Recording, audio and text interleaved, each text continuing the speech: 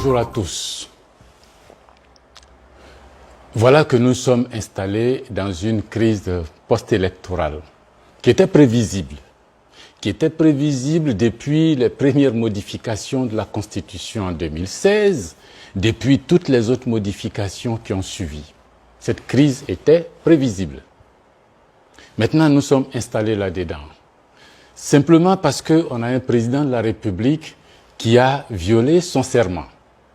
Il a prêté serment de respecter la Constitution et il a dit que si jamais il trahissait cette Constitution, que la rigueur de la loi puisse s'appliquer à lui.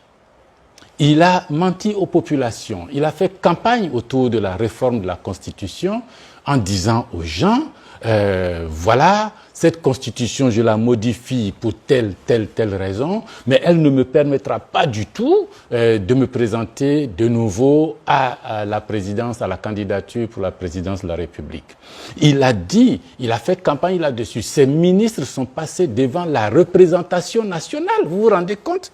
Devant les députés, devant vos représentants, vous, peuple de Côte d'Ivoire. Ces ministres sont passés et on dit devant la représentation nationale que non, jamais cette Constitution ne permettrait de faire un troisième mandat.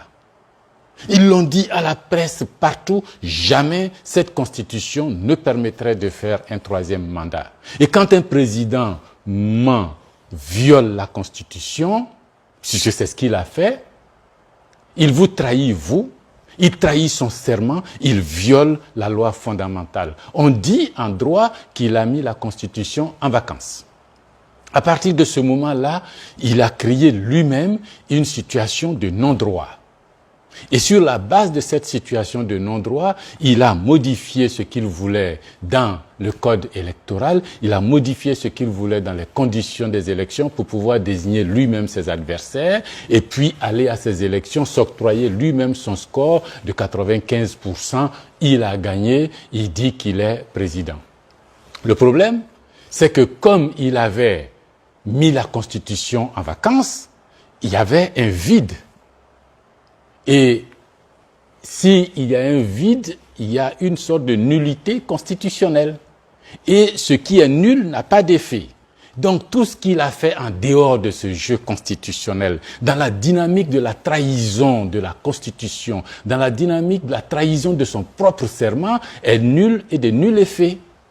Du coup, nous, en tant qu'opposants, candidat qu'il a éliminé, candidat qu'il a accepté, mouvement de la société civile, parti politique, nous nous sommes réunis et nous nous sommes dit, le monsieur a créé un vide constitutionnel, la nature a horreur de ce vide, donc nous allons par nécessité,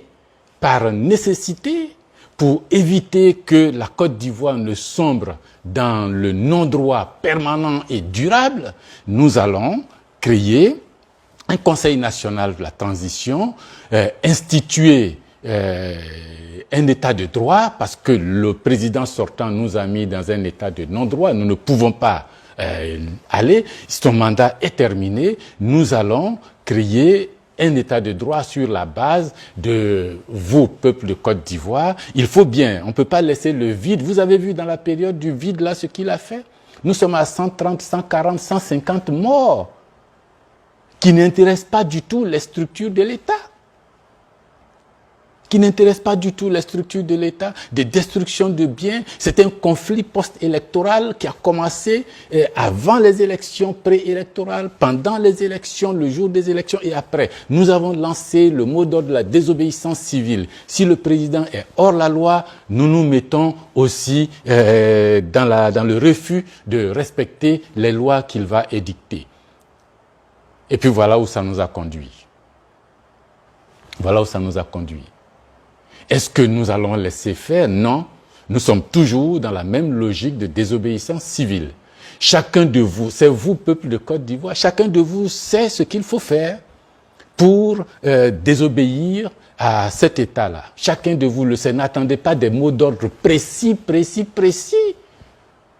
Le fait, comme vous attendez des mots d'ordre précis, le président sortant a décidé, bon, on va décapiter On va couper la tête. Ceux qui donnent les mots d'ordre, on va les décapiter. On les met en résidence surveillée, on les met en prison, on leur arrache leur téléphone, ils ne peuvent plus communiquer, ils ne peuvent plus donner de mots d'ordre, et puis c'est fini, le peuple va s'asseoir, puisqu'il n'y a plus de mots d'ordre, ça y est, et on va passer en force. Il faut refuser cela. Chacun de nous a une tête, chacun de nous a une intelligence, chacun de nous a un cerveau, chacun de nous a une volonté, chacun de nous a une force, chacun de nous a une foi, chacun de nous aime ce pays, chacun de nous sait ce qu'il faut faire pour que ce pays-là ne tombe pas, pour que le nombre de morts ne grossisse pas, pour que le nombre de destructions de biens ne continue pas de grandir. Il faut que nous arrêtions cela. Chacun de nous sait ce qu'il faut faire pour arrêter cela. Et tout de suite, nous allons organiser des systèmes pour recenser, enregistrer, documenter tous les cas de viol, de violation, d'assassinat, de tuerie, d'agression partout en Côte d'Ivoire, documenter parce que ceux qui ont fait ça, les miliciens qui ont été envoyés pour faire ça, devront rendre compte. Que nous soyons vivants ou pas, que M. Ouattara nous tue tous ou pas, mais ceux qui ont fait ça doivent rendre compte. Brûler des gens dans leur maison, détruire des villages, tuer des gens, non. Des groupes d'avocats, des ONG vont s'organiser dans les jours qui viennent immédiatement pour recenser, documenter. On va vous donner les informations nécessaires pour faire enregistrer tous les cas et documenter pour le jour. Le jour viendra. Le jour viendra. Pour le reste, nous continuons la désobéissance civile. Pour le reste, nous n'abandonnons pas. Pour le reste, nous ne lâchons rien. Mais n'attendez pas de mots d'ordre, s'il vous plaît. N'attendez pas de mots d'ordre. Chacun sait ce qu'il y a à faire. Chacun sait ce qu'il y a à faire. Et puis, vous les opérateurs économiques, vous les bailleurs de fonds, vous les partenaires financiers économiques de la Côte d'Ivoire, vous ne voyez pas que vous avez fait beaucoup d'investissements dans ce pays, que vous avez mis beaucoup d'argent dans ce pays, vous ne voyez pas que le risque commence à devenir de plus en plus grand, que ces investissements, que cet argent, que vos intérêts se détruisent dans ce pays? Est-ce que vous êtes prêts à courir ce risque? N'est-il pas temps maintenant de lever la tête et puis de dire à M. Ouattara, bon, c'est vrai, vous êtes allé trop loin, vous nous avez promis la stabilité de ce pays, ça a été son discours à votre endroit. La Côte d'Ivoire a besoin de stabilité, je suis l'homme qui peut instaurer la stabilité. Mais vous voyez bien qu'il n'y a pas de stabilité.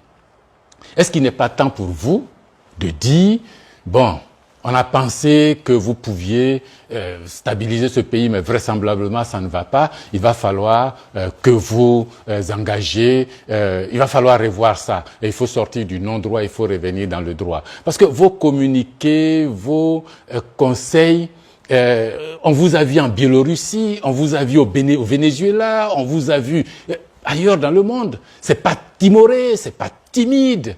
C'est franc, c'est clair, c'est net. L'état de droit, l'état de droit, l'état de droit. On ne joue pas avec la Constitution. Pourquoi, dans notre cas, Pourquoi?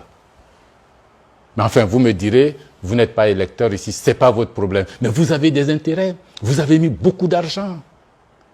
Ce serait dommage que vos actionnaires, que ceux qui attendent là-bas que cet argent leur apporte quelque chose, ne voient pas venir parce que simplement, ce pays est allé à volo par la volonté d'un homme qui veut rester coûte que coûte, vaille que vaille au pouvoir. Il n'est pas le seul à pouvoir stabiliser ce pays. Nous sommes nombreux en Côte d'Ivoire. Aucun Ivoirien d'ailleurs n'a envie de déstabiliser ce pays, ne peut chercher le pouvoir pour déstabiliser la Côte d'Ivoire. Au contraire.